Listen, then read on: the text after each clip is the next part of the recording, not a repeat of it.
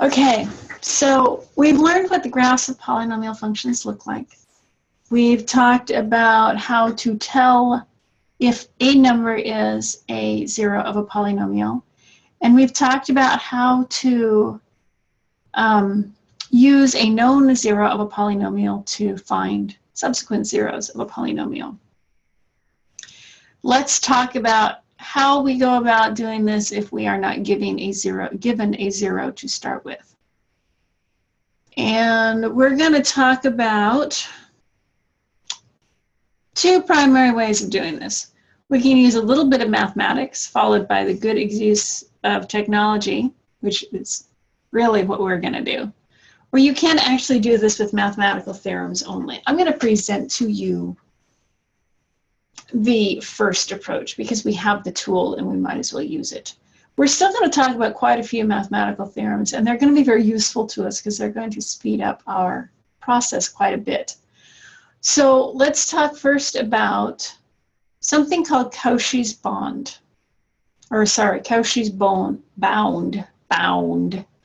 What this says is if we've got a polynomial, an nth degree polynomial, and we look at the ratios of the constant term, the ratios of each coefficient to the leading coefficient. That's what all of this mess is. This mess just says take each coefficient and divide it by the leading coefficient. Find the biggest one of these ratios. Add 1 to it, and all of your zeros will lie between the positive and negative value of that number. So let's look at an example. This will help. So we're going to use Cauchy's bound, I really don't want to say that right, to figure out where all of the real zeros of this function lie. What we're going to do is we're going to take, remember what our theorem says each coefficient divided by the leading coefficient. So we're going to look at -3 over 2. It would help if I write it correctly.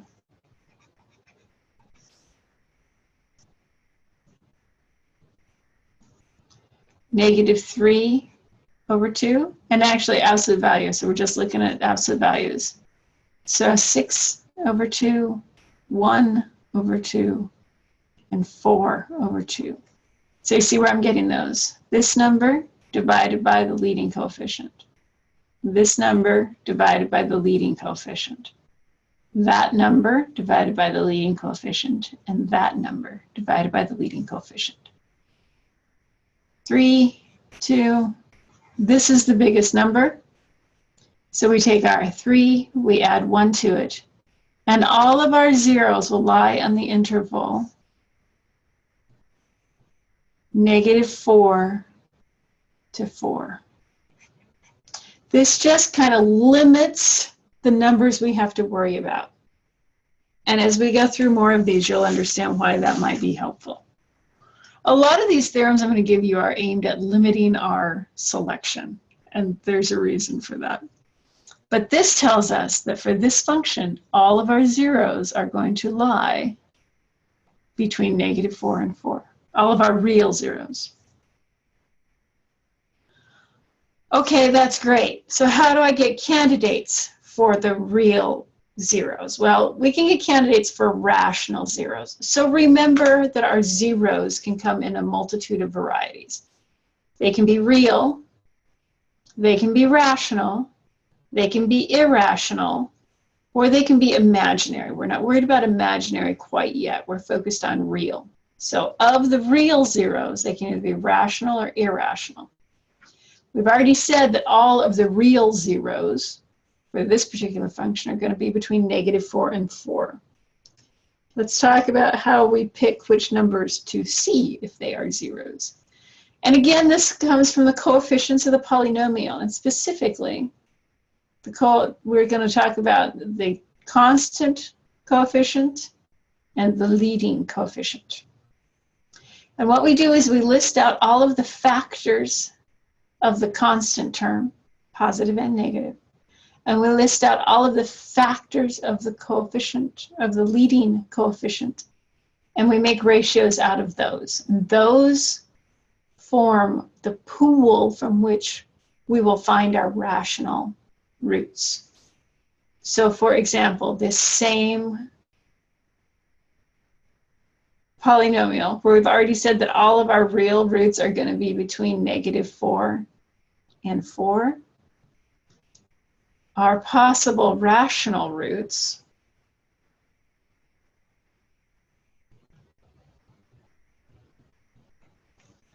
are going to come from a set of numbers that we build by looking at ratios. And P's are the factors of the constant term. 3 only has 2 factors, 1 and 3. So positive and -1 and positive and -3 are my possible P's. My possible Q's are the factors of my constant term. My constant term is 2, or sorry, my leading coefficient. My leading coefficient is 2, so again, we've got positive and -1 and positive and -2. So my P over Q, P of 1 over 1, positive and negative. P of 1 over Q of 2, positive and negative. 3 over 1, or 3 over 2. To find our rational roots, we would check this set of numbers. And how would we check those? Well, with synthetic division. But let's be a little smarter than that. Let's look at a graph of this function. And then that graph can help us narrow down the candidates for our zeros. And then we'll go from there using synthetic division. So this is our function.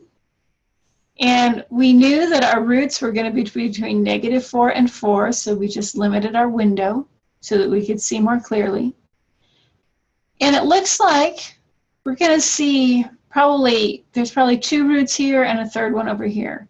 And it looks like -1 might be a root. So let's just check that real quick. Our function is 2x to the 4th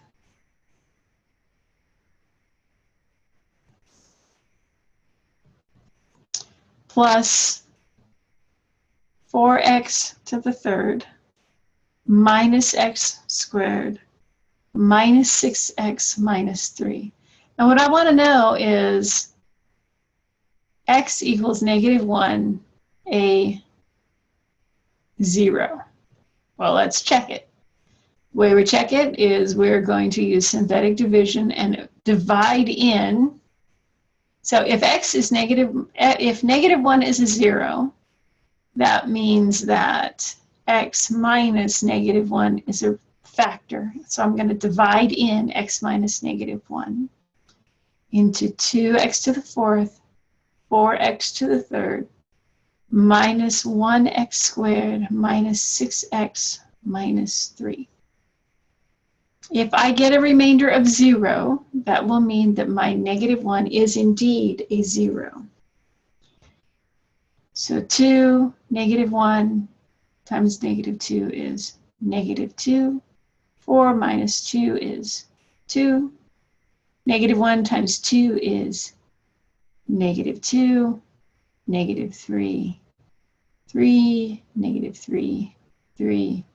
And sure enough, x minus 1 is indeed a 0. Now, it's hard to see on here, but what this function does, it looks like it does one of 2 things. It either bounces off here and goes down, or it comes down through here and bounces off at -1. Either way, we know that -1 goes in once. It might go in twice. Let's try it. Actually, we can factor this. So we're going to find the zeros of this function.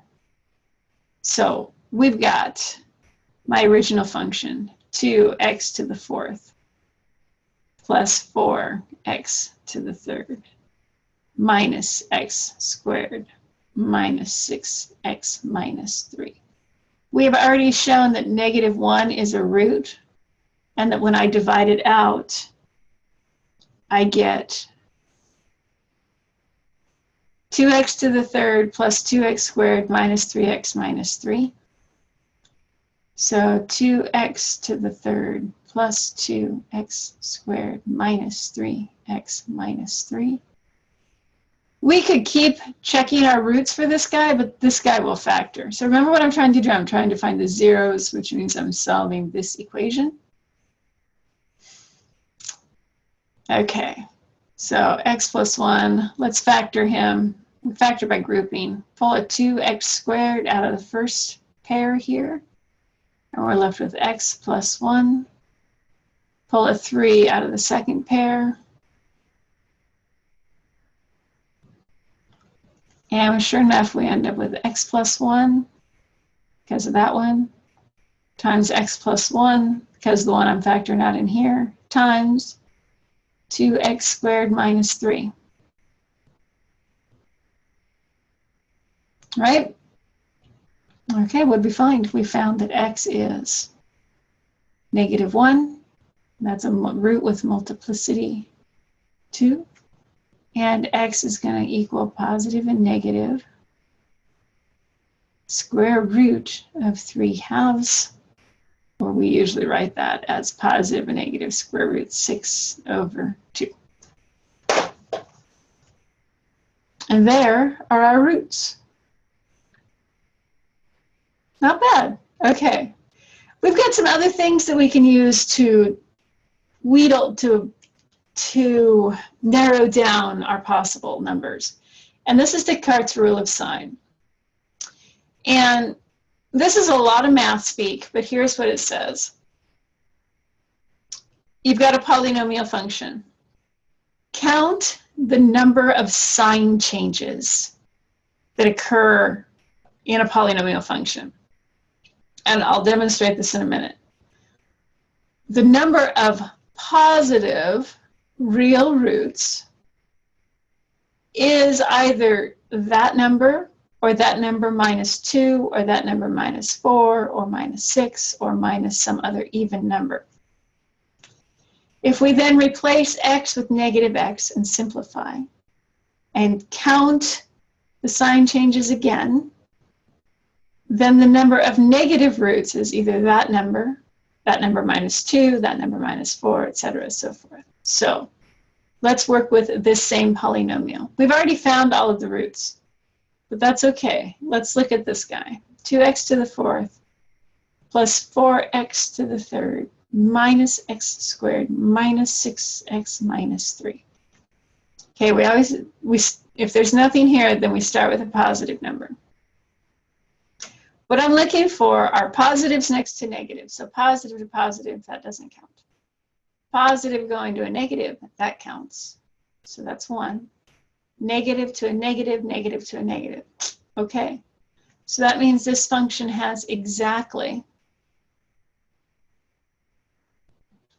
1 positive real root. Okay, so far so good. All right, so now let's talk about f of -x. What this means is replace all of my x's with -x's and simplify. So that's going to give me 2x to the fourth minus 4x to the third minus x squared plus 6x minus 3. So again, what I did was I replaced all of these x's with -x's.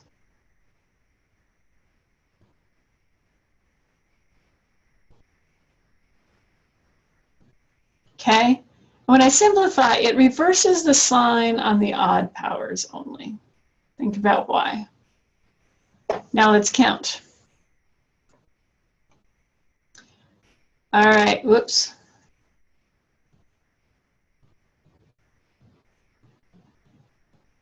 Okay, positive to a negative.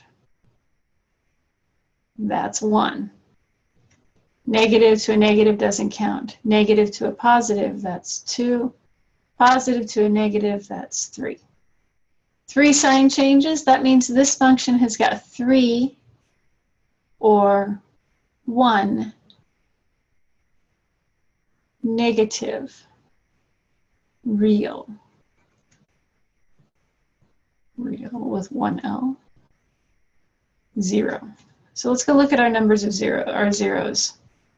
We found 1 positive, 1, 2 negatives. Oh wait, negative 1's got multiplicity 2, so it counts twice. So sure enough, 3 negative roots and 1 positive root. Okay? All right.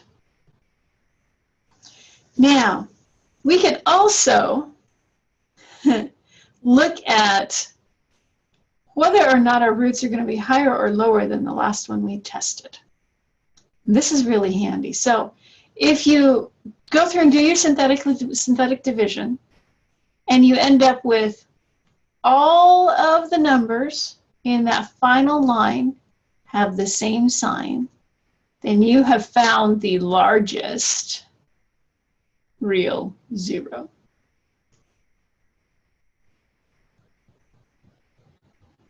Okay?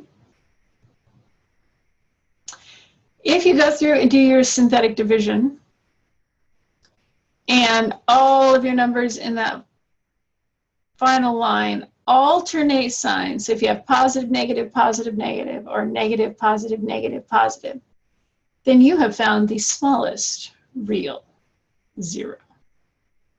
And if you have zeros, you can count it whichever way you want to. Okay? So this is that same function. We've already found all of its zeros. This would be negative square root 6 over 2. This is negative 1, and it's got multiplicity 2, which is why we touch. And this is positive root 6 over 2. We could do a sign table in between these to figure out whether it's positive or negative. We could just plug in 0, and we know that 0 is at negative 3. And since this guy has got multiplicity 2, we know we touch, and then we cross. And somewhere this guy has to turn around and come back and go back up. Okay. So we will do these examples together in class on Tuesday. See what you can do with them before you get going. Specifically, so see what you can do about finding the zeros of just number 1.